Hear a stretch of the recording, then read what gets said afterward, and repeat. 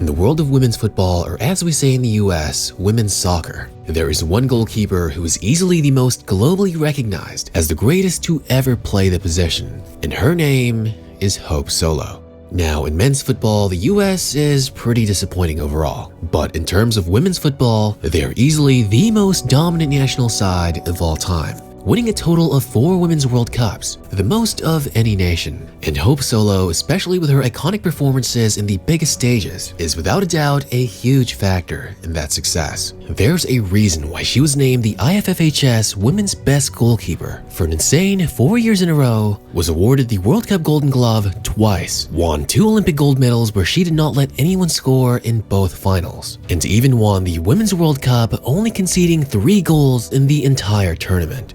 Basically, the easiest way to explain it to football fans who have never paid attention to the women's side of the game, Hope Solo being widely recognized as the greatest goalkeeper in women's football history is just about as synonymous with how many consider Paolo Maldini as the greatest defender or Pierluigi Collina as the greatest referee.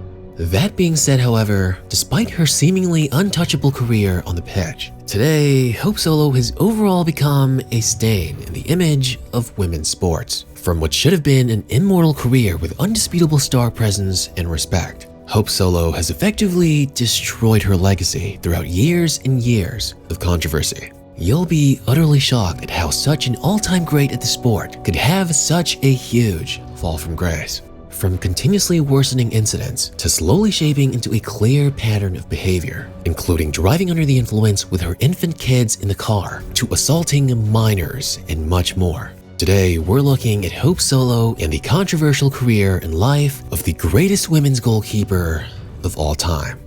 Hope Solo's rise in the world of football, as quick and incredible as it was, also equally came with growing issues that would slowly become more and more apparent. She had that drive and ego that was necessary to make it all the way to the top.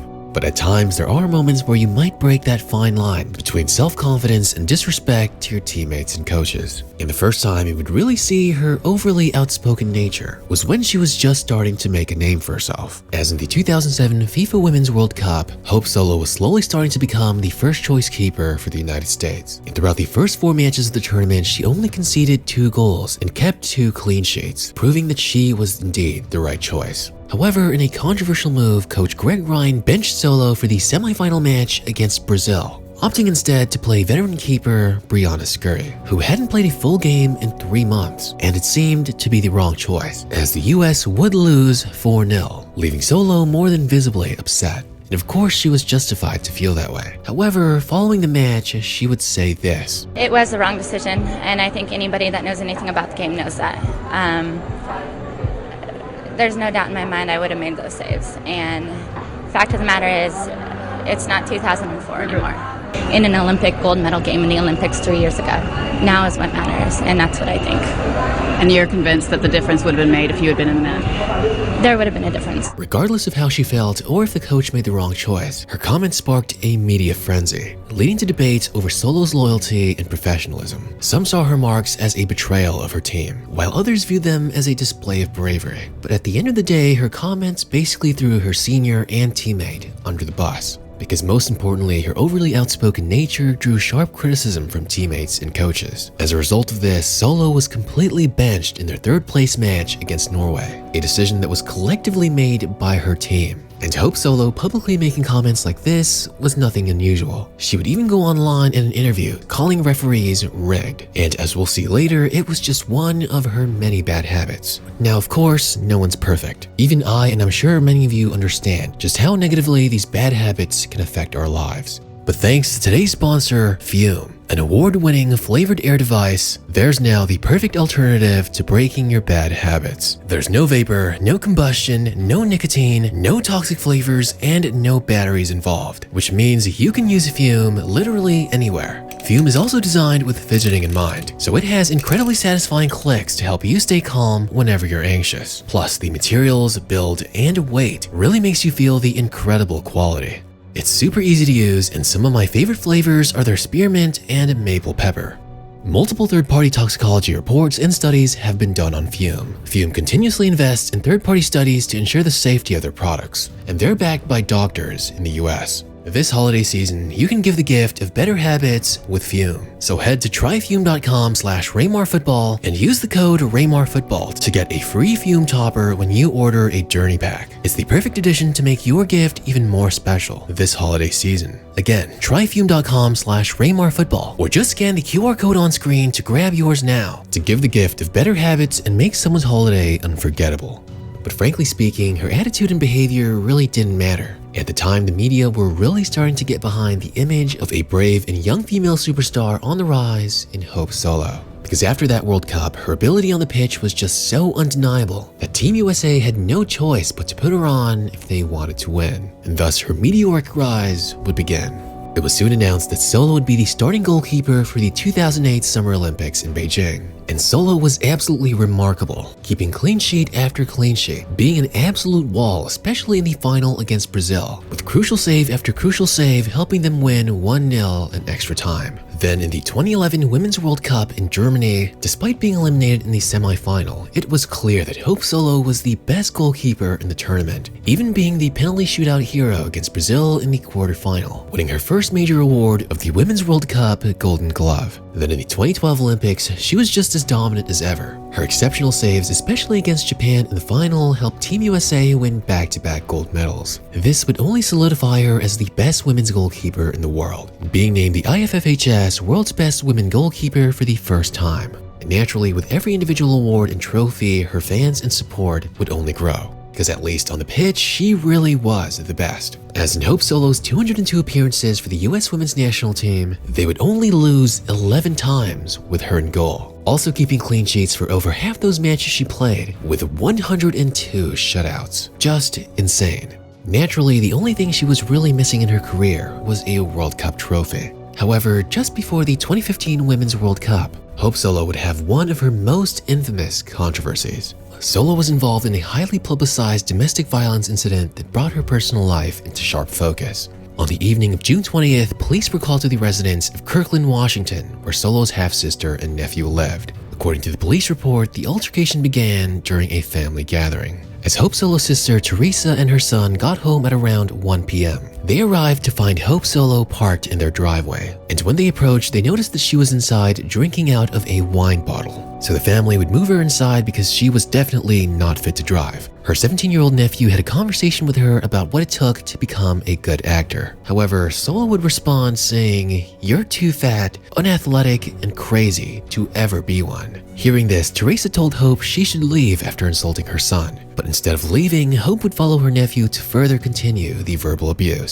Eventually, more insults would be thrown back and forth, one thing would lead to another, and after her nephew told her that if she was ever to become a mother, she would be a terrible one, Solo would lose it, punch him in the face, and tackle him to the ground. Of course, her sister Teresa was trying to stop this, which only led to more fighting, punching, kicking, and biting. You need the police or an ambulance? Police. Can we get us to the police department? Hope Solo is going psychotic. She's beating people up, and we need help. When the police eventually arrived, Solo was apprehended and arrested, and the police officer's statement only further supported her sister's claims that Hope Solo had been drinking. As in the report, it detailed that her eyes were bloodshot, her speech was slurred, she lacked coordination, and most obviously, the smell of alcohol was coming from her breath. Of course, after getting arrested, Hope Solo was not happy, making comments like her necklace was worth more than what he made in a year. Even going on to make a nonchalant comment about how she was going to accuse the officer of making sexually inappropriate contact. Alright, that's cool. Because I will have a complaint that you touched me inappropriately. Do not touch me. Naturally, a few days following the incident, she would make a public apology. Sometimes for male athletes, making simple comments or even simple accusations without any evidence. Regardless of the sport, they're usually dropped by their sponsors and temporarily suspended from play. But Solo wasn't dropped from her Nike sponsor, nor was she suspended from playing football. Hope Solo was eventually charged with 2 counts of 4th-degree domestic violent assault, to which of course she pleaded not guilty. However, a trial would never really happen at all, as eventually the court would completely dismiss the case, as the judge claimed that the victims were uncooperative. The victims, however, completely disagreed. According to them, they were cooperating as much as possible. But with the case being dropped, the majority of people just decided to ignore it. However, it would only be a single week later when she would find herself in more alcohol-induced controversy. Hope Solo and her husband were driving a U.S. Women's National Team official vehicle when they were both pulled over for driving under the influence. Her husband would be detained, but she was free to go. And when asked on national TV about these two recent incidents, she would go on to say this. So I'm not going to go into all of the details. I was a victim of domestic violence at the hands of my 17-year-old nephew.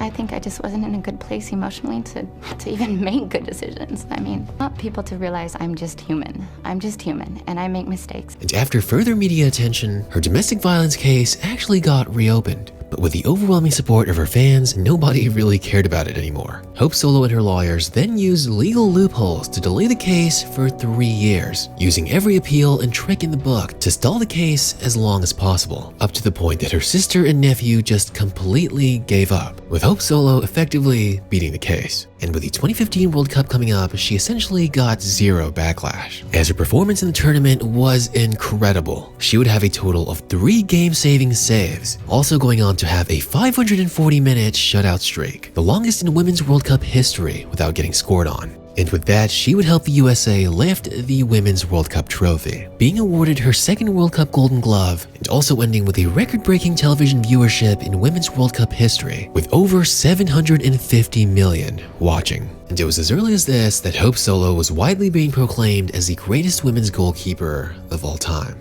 Then in the 2016 Olympics in Brazil, she would once again find herself in the middle of controversy. She would start posting online about a lot of bug repellent, wearing protective suits, mocking the safety of Brazil, and overly making fun of the Zika virus. And there was a slight outbreak, so I can't really blame her for trying to be safe. But more and more, it just seemed like Hope Solo was making fun of Brazil, instead of actually being all that worried.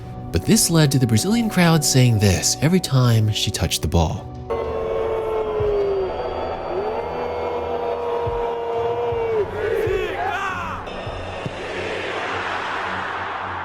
In fact, today, many Brazilians still dislike her and often comment Zika under her Instagram posts. But on a more serious note, during the Olympics, when the USA would lose against Sweden, Hope Solo's overly outspoken nature once again got the better of her, after a 4-3 penalty shootout loss and the US women's team failing to advance to the semifinals. Hope Solo would do an interview after the match and call the Swedish team a bunch of cowards, literally just because they decided to park the bus and stall the game to get into penalties. Ironically, it was her controversies in the 2016 Olympics that had the most attention, not the past domestic violence or drinking under the influence. But nonetheless, the US Soccer Federation finally did something about it. Before, they had always just given her a slap on the wrist because she was just so good. But with her finally getting a little older and the US failing to win that Olympics, the organization finally had enough to get rid of her. After that summer, she was terminated from the US Women's National Team, never playing for them again. As her teammate Abby Wambach says, I don't know, because I think that the suspension was a Lifetime Achievement Award, right? Well, it was. I mean, in terms of her longevity on the team and how many mistakes and stuff that she made, you know, and I'm not judging her because, listen, I've made mistakes also. And so I think that in the end is why U.S. Soccer decided to suspend her. Although another possible reason she was kicked off of the U.S. Women's National Team was because she had an ongoing lawsuit with the U.S. Soccer Federation for lack of equal pay, as the women's national team in her best years did in fact generate more money than the men's team, but the women's players still got paid less. It is undeniable that Hope Solo did fight hard for women's sports, and was very influential in trying to elevate the game. You are that Martin Luther King of women's soccer. Well, while I wouldn't use the term Martin Luther King Jr., she definitely was an advocate, even if she herself did use it at times for personal gain or to get out of trouble. But the most concerning part is that after retiring, she would once again find herself in another alcohol-induced controversy, as she would be arrested after she was found passed out on the side of the road, heavily under the influence of alcohol with her car engine on and her 2-year-old twins in the back seat. And while she did plead guilty to driving drunk, her charges of resisting arrest and child abuse were ultimately dismissed. And on an Instagram apology, well, she said this. And after studying my own behavior and habits and struggles throughout the pandemic, I learned about the varying levels of postpartum depression. I also came to realize that I completely lost touch with myself and even with my marriage. I put myself last. Sure, I needed some help, but I also knew that I didn't need it to survive. Yeah, she really justified driving drunk with her 2-year-olds in the back seat due to depression. While she would still eventually be inducted into the US Soccer Hall of Fame, instead of viewing her as the greatest in her position, an inspiration for women, and an advocate for equality, many have lost a lot of respect. But thanks to today's sponsor, Fume,